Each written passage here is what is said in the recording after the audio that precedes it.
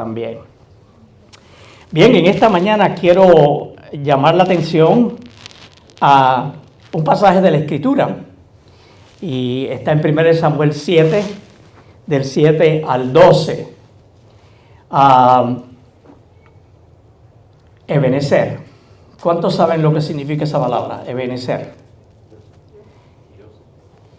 Samuel fue consagrado por su madre, Ana, al Señor antes de ella quedar embarazada. El problema que tenía Ana es que Ana era estéril, no podía tener hijos, no podía quedar embarazada.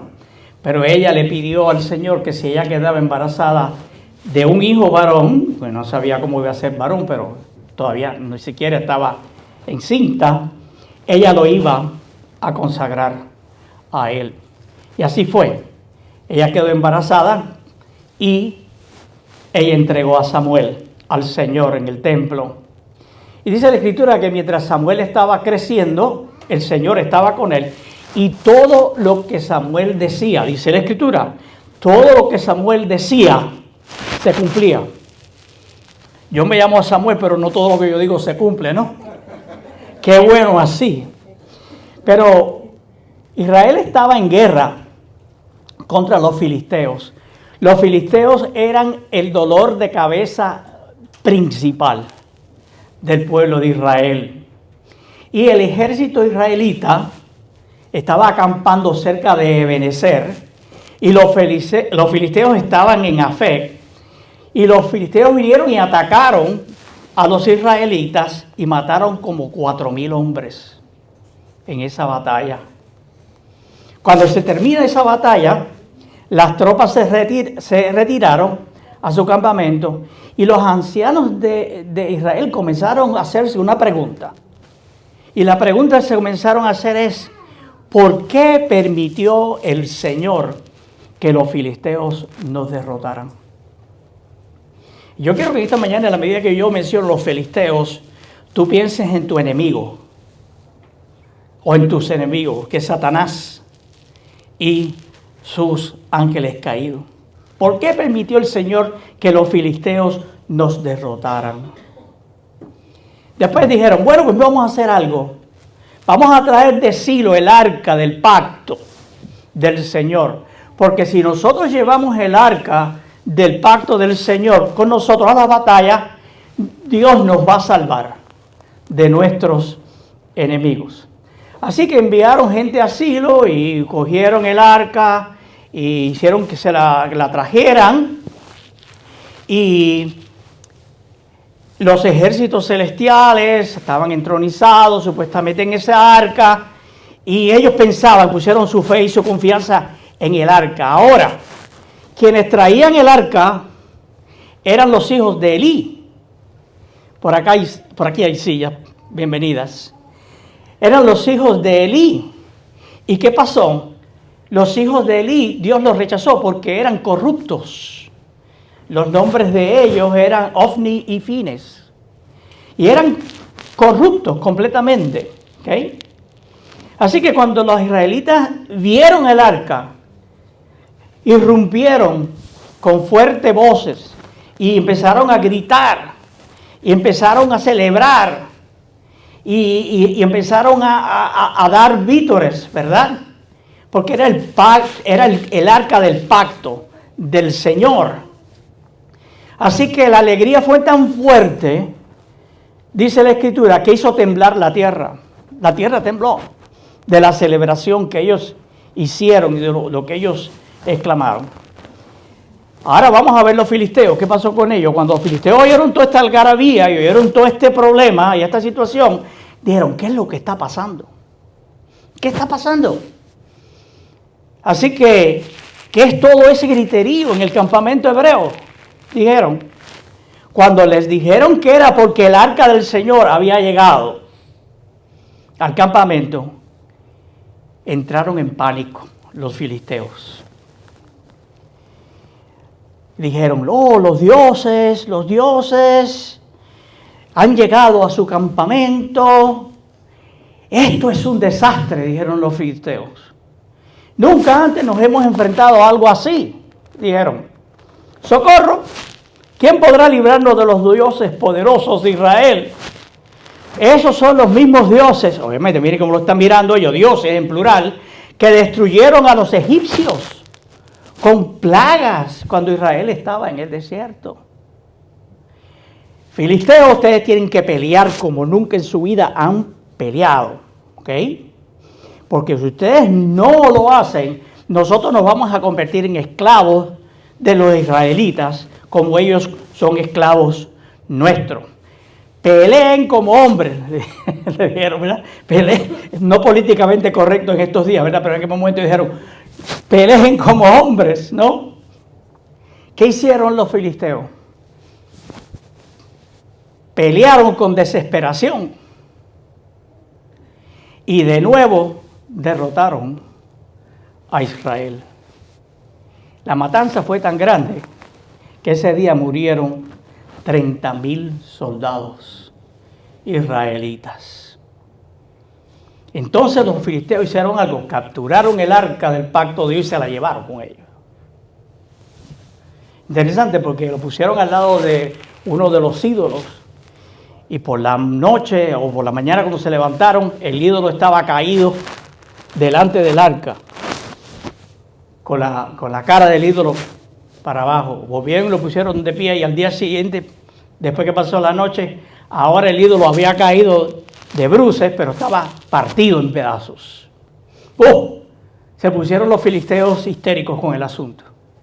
Pero ahí no fue todo como pasó, sino que Dios hizo que donde estaba el arca, la gente tuviera una úlcera mortal. Y dijeron, no, llévense esta arca de aquí, ¿no? Y así por 7 meses, llevaron el arca a 5 ciudades distintas. Y todos los dirigentes de esas ciudades mandaron a que sacaran el arca allí porque la gente empezó a tener úlceras que los estaban matando. Así que los filisteos decidieron regresar el arca de Israel. La montaron en una burra para allá y la llevaron y fueron solos para allá a ver que el arca llegaba allá. Y durante ese tiempo entonces el arca lo cogieron los israelitas y lo llevaron a un lugar que se llama Kiriat Jearim y estuvo ahí por 20 años. Estamos celebrando 20 años, ¿verdad? Por 20 años. Y durante ese tiempo todos los israelitas se lamentaron porque parecía que el Señor los había abandonado. ¿No has tenido tú periodos en tu vida cristiana donde tú dices, ¿dónde está Dios? Me ha abandonado. Tengo esta situación, tengo aquella, tengo la otra. ¿Dónde está Dios? ¿Dónde estaba Dios cuando me pasó esto? Cuando me pasó aquello, me pasó lo otro. ¡Wow! Para ese tiempo, entonces, Samuel le dijo a todo el pueblo de Israel, ustedes si de todo corazón desean volver al Señor, desháganse de sus dioses ajenos y de las imágenes de Astoret. Dediquen su corazón al Señor y obedezcan no solamente a Él. Entonces Él los va a rescatar de las manos de los filisteos. ¿Qué hicieron los israelitas? Se deshicieron de todas sus imágenes de Baal y Astoret y adoraron únicamente al Señor. Pero Samuel dijo, ok, reúnanse en Mizpa. Todo el pueblo de Israel, reúnanse en Mizpa y yo voy a orar al Señor por ustedes. Pues así hicieron, se reunieron en Mizpa y en una gran ceremonia sacaron agua de un pozo y la derramaron delante del Señor. Y asimismo no comieron durante todo el día y confesaron que habían pecado contra el Señor. Y fue precisamente ahí en Mizpa que Samuel se convirtió en el último juez del pueblo de Israel antes que Israel comenzara a tener reyes. Vamos a ver primero de Samuel, ahí lo tienen en la pantalla, del 7 al 12, que ahí es donde vamos ahora. Todo lo que les dije es como un preámbulo para donde vamos a estar ahora. Dice, cuando los jefes de los filisteos se enteraron de que los israelitas estaban reunidos en Mizpa, se prepararon para ir a luchar con ellos. Y cuando los israelitas lo supieron, se llenaron de miedo y le dijeron a Samuel, no dejes de clamar por nosotros al Señor nuestro Dios, para que nos libre del poder de los filisteos. Entonces Samuel tomó un cordero recién nacido y lo sacrificó y lo ofreció al Señor. Luego rogó por el pueblo de Israel y el Señor le oyó. Mientras Samuel estaba ofreciendo el holocausto, llegaron los filisteos para pelear contra los israelitas, pero el Señor lanzó fuertes truenos contra ellos y los atemorizó, y los israelitas los vencieron. Salieron de Mizpa y persiguieron a los filisteos más allá de Bet-car y los hirieron de muerte, debo decir. Luego Samuel tomó una piedra, la puso en Mizpa y Sen, y ese lugar lo llamó Ebenezer, porque dijo, hasta aquí nos ha ayudado el Señor. Y aquí se nos enseñan unos pasos sucesivos en toda esta historia, de los cuales nosotros podemos aprender. Debemos tomar en consideración estos pasos si es que Dios nos va a conceder un nuevo entusiasmo como iglesia. Si es que Dios nos va a conceder un nuevo entusiasmo a nivel personal, a nivel individual. Primero que todo, vimos que el pueblo de Israel se unió completo, vino y se unió. Todo Israel estaba reunido, renunciando a las divisiones y celos de años anteriores. Confesaron. El pueblo derramó sus corazones ante el Señor y abandonaron los falsos dioses. Ellos desecharon a los Baales y a Astarot y sirvieron solo al Señor. Esos son pasos importantes que dio el pueblo de Israel, pero dice la Escritura que lo que se escribió antes de los antepasados están escritos ahí para que nosotros aprendamos de eso. Voy a ir poco a poco, verso por verso. No tienen prisa, el almuerzo está por aquí también, ¿ok? No hay nada, no hay prisa hoy. Repito, y cuando los jefes de los filisteos se enteraron de que los israelitas estaban reunidos en Mizpa, se prepararon para ir a luchar contra ellos. Y cuando los israelitas lo supieron, se llenaron de miedo. ¿Tuvieron miedo? Así que los filisteos deciden invadir al pueblo de Israel. Miren, los filisteos se sentían ofendidos. Estaban ofendidos de esa reunión general de arrepentimiento y oración, como si hubiera sido una cita para la guerra. El pueblo de Israel no se había reunido ahí para pelear con nadie. Pero los filisteos creyeron prudente mantener la guerra fuera de su propio país y no tenían una causa justa para que ellos los atacaran. Pero aquellos que buscan hacer daño a los demás se atreverán a imaginar cualquier cosa, que otros planean cosas malas contra ellos para hacer sus fechorías. ¿No te parece a veces como que del bien, de buenas a primeras sale el mal? ¿No has tenido esa experiencia? De algo bueno que tú pensaste que, y ves que algo malo surge. Porque la reunión del pueblo de Israel era ante Dios. Pero esa reunión les trajo problemas de parte de los filisteos. Lo que tal vez los tentó a desear de haberse quedado en casa y culpar a Samuel por haberlos reunido. Hermanos, podemos estar en el camino de Dios y sin embargo podemos encontrarnos con angustias Es más, cuando los pecadores comienzan a arrepentirse y a reformarse, deben esperar que Satanás, los filisteos, ¿verdad? Satanás va a reunir toda su fuerza contra ellos y va a usar todo tipo de instrumentos y va a trabajar al máximo para hacer dos cosas que Satanás hace: oponerse y desanimar. Satanás trabaja de esa forma. Se nos opone y nos desanima. Pero Israel nunca pudo esperar mejor momento para ser atacado por los filisteos. ¿Por qué?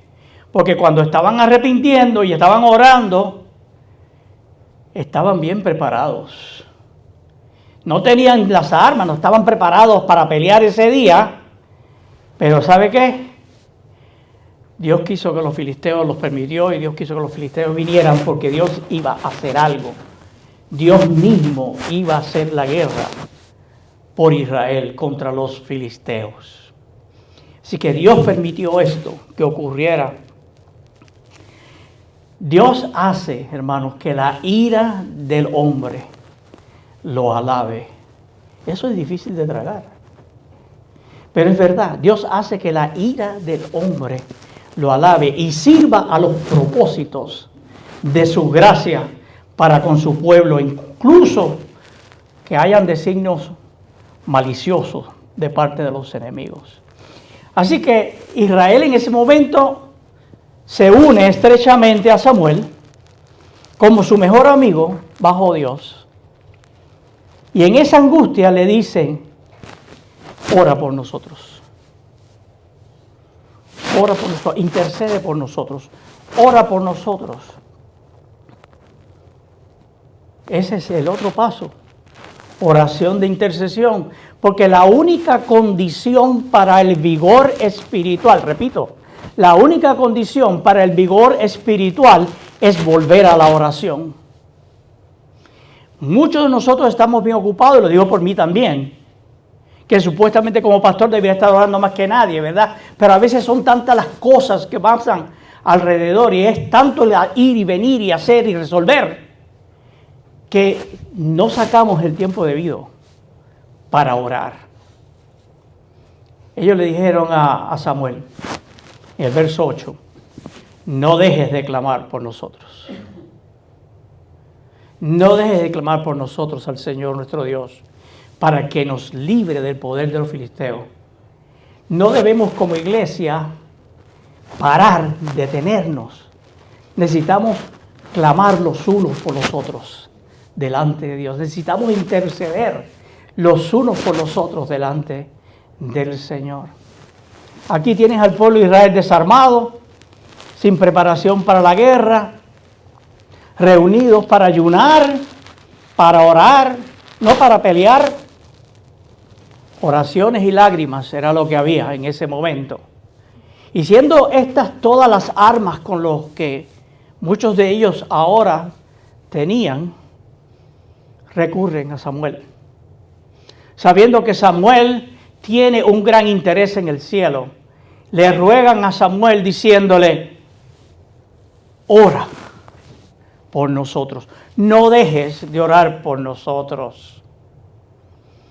Ellos sabían que Samuel les había prometido orar por ellos.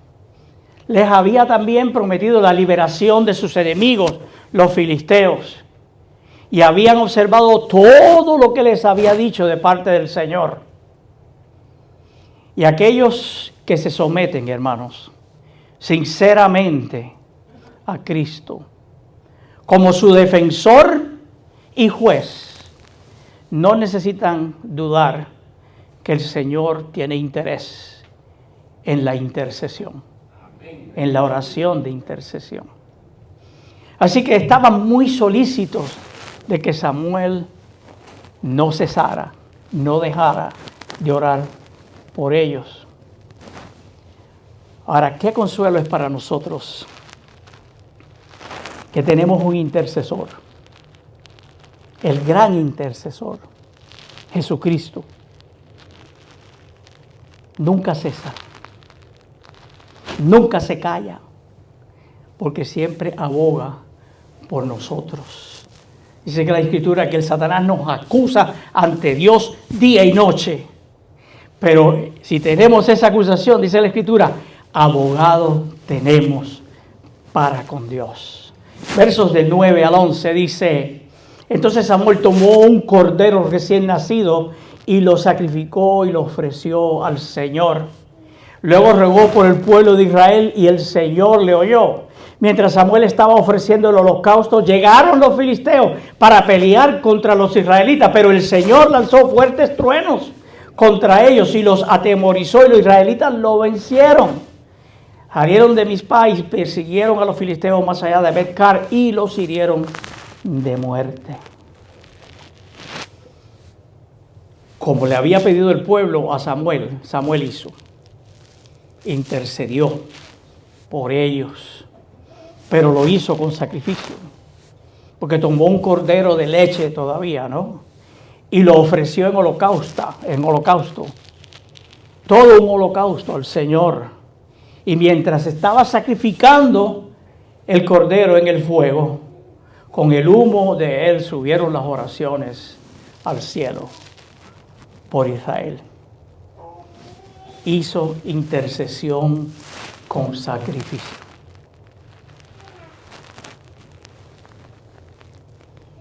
Sacar tiempo para orar cuando la vida demanda tantas cosas de nosotros, a veces para nosotros en nuestra mente carnal, requiere un sacrificio. Aún asistir a la iglesia requiere un sacrificio. Pero Cristo intercede en virtud nuestra. Y en todas nuestras oraciones debemos tener en cuenta su gran sacrificio por nosotros. Y debemos depender completamente de ello, de ese sacrificio de Cristo para nuestra audiencia, para nuestra aceptación en la intercesión. Así que el sacrificio de Samuel, sin su oración, hubiera sido una sombra vacía. Porque su oración sin el sacrificio no hubiera sido tan efectiva como fue. Pero ambas cosas juntos nos enseñan que grandes cosas tú y yo podemos esperar de Dios en respuesta a aquellas oraciones que se hacen con fe en el sacrificio de nuestro Señor, de nuestro amado Jesucristo. Así que era un holocausto que se ofrecía puramente para la gloria de Dios, dando a entender que la gran súplica en la que confiaba en su oración se había tomado en honor a Dios. Señor, ayuda ahora a tu pueblo por amor de tu nombre. Hermanos, cuando nosotros nos esforzamos por reconocer la gloria de Dios, nosotros podemos esperar que Dios trabaje para su propia gloria y dé respuesta a nuestras oraciones. Dios dio una respuesta misericordiosa a la oración de Samuel. Fue honrada esa oración, porque en el mismo momento en que estaba ofreciendo su sacrificio y su oración con él, comienza la batalla y se volvió inmediatamente contra los filisteos. Y Dios escuchó y respondió con truenos. Dios mostró que era la oración y el sacrificio de Samuel lo que él respetaba. Y por la gente y por la presente situación que había, hizo saber a Israel que él estaba a cargo, que el Señor estaba a cargo. No Israel, el Señor estaba a cargo. Habían enfrentado a los filisteos anteriormente, el pueblo de Israel, y era derrota tras derrota, derrota tras derrota.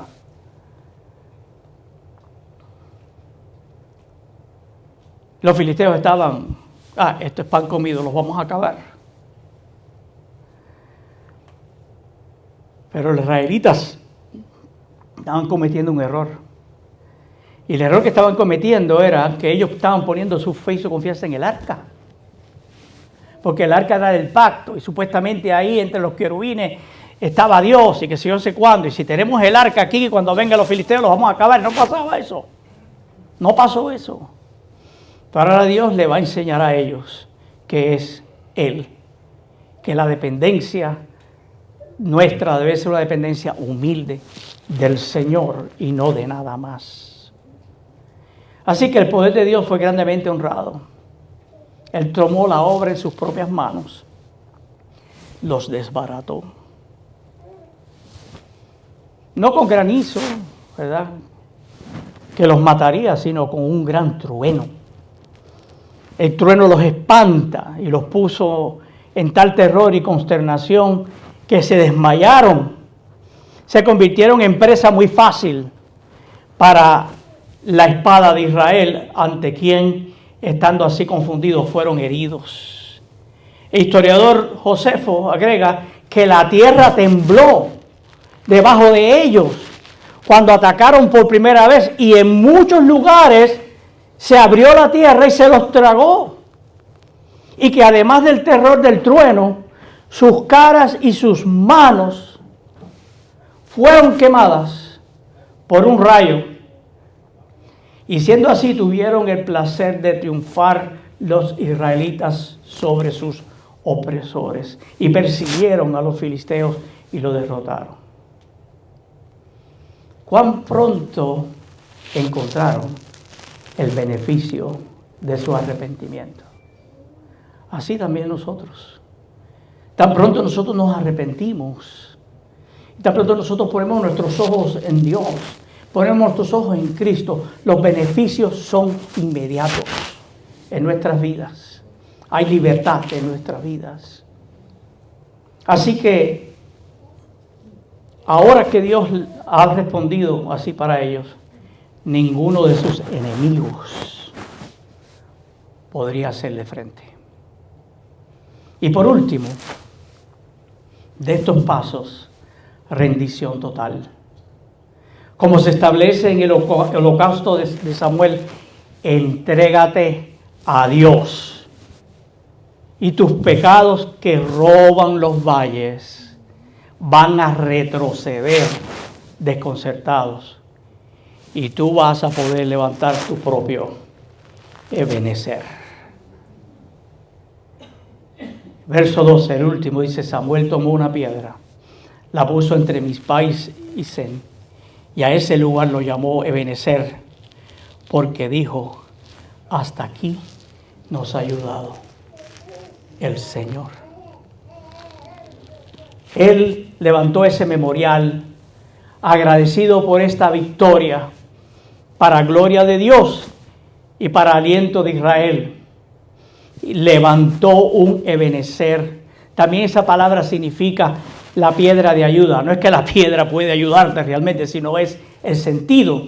Esta piedra representa la ayuda de Dios en un momento de mayor necesidad. Si algún día los duros corazones pudieran poner en duda lo que Dios hizo en ese lugar, esa piedra que estaba ahí, que más bien podría ser como un montón de piedras, iba a recordarles la realidad de lo que Dios había hecho en ese tiempo. Era un memorial que ahí levantó Samuel.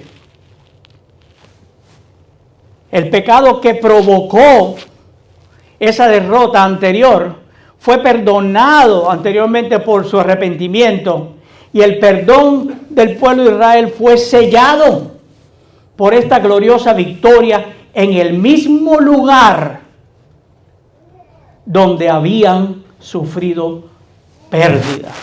Oye esto: en el mismo lugar donde Israel había sufrido pérdida, Dios les dio victoria.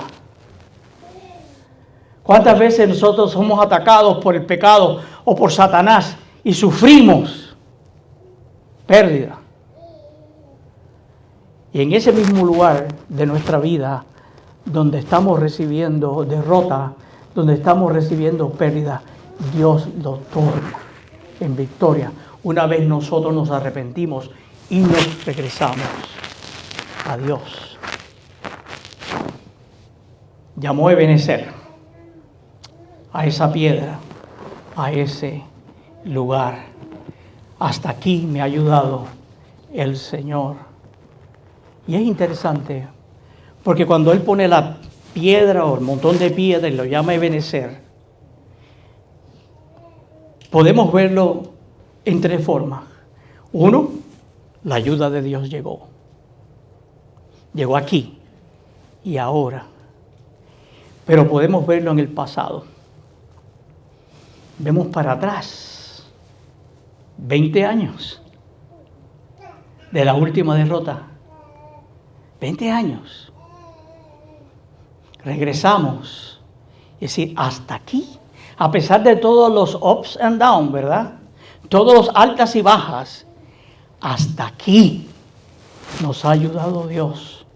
Pero la tercera manera de verlo es hacia el futuro. Si Dios nos ayudó en el pasado y nos ayudó hasta aquí, significa que tenemos esperanza, que tenemos fe, que podemos estar entusiasmados porque Dios nos va a ayudar después. Dios nos va a ayudar mañana. Dios nos va a seguir dando victoria mañana también, no solo hoy. Así que es bueno alabar al Señor por eso. Así que rápidamente, los pasos. Unidad. El pueblo de Dios necesita unirse. Todo Israel estaba reunido. Se reunió, dejó atrás todas las cosas pasadas. Confesaron su pecado. Derramaron sus corazones delante del Señor. Abandonaron los falsos dioses. Y uno dirá, bueno, pero es que nosotros no adoramos a los Baales así, pero cualquier cosa que tú y yo usamos para suplir nuestras necesidades, no importa cuáles sean, otro que no sea Jesucristo, eso es un ídolo. Cuando a mí me pasa algo y yo busco resolver o yo busco depender de una cosa distinta a Cristo, ese es mi ídolo. Estoy poniendo mi fe y mi confianza en eso, aunque sea en mis propias fuerzas. Oraron. Oración de intercesión, hermanos. Esa oración es importante para el vigor espiritual. Y rendición total. La rendición total es cuando Dios te lleva a un punto donde tú llegas al fin de ti mismo. Donde todos tus recursos ya no son posibles. Hermanos, hay problemas en la vida que humanamente no se pueden resolver. Hay problemas en la vida que humanamente no se pueden resolver. Solamente Dios puede hacerlo. Así, Israel demostró que el mismo lugar que había sido el escenario de la derrota se convirtió en el escenario de la gloriosa victoria. Esto es un estímulo para nosotros, ¿cierto? Es un gran estímulo para nosotros porque en ciertos puntos de nuestra experiencia de vida hemos sido derrotados, tenemos que aceptarlo. Pero es precisamente en estos mismos lugares donde hemos sido derrotados, cuando las barreras que han interceptado la ayuda de Dios sean niveladas, vamos a ser más que vencedores. Y en esta mañana, nosotros como iglesia hispana, Dios es amor, establecemos nuestro Ebenezer en este día. Pero también queremos que todos los que están aquí en esta mañana, que ya no forman parte de nuestra iglesia, tú también te hacemos un llamado para que establezcas tu propio Ebenezer en tu vida.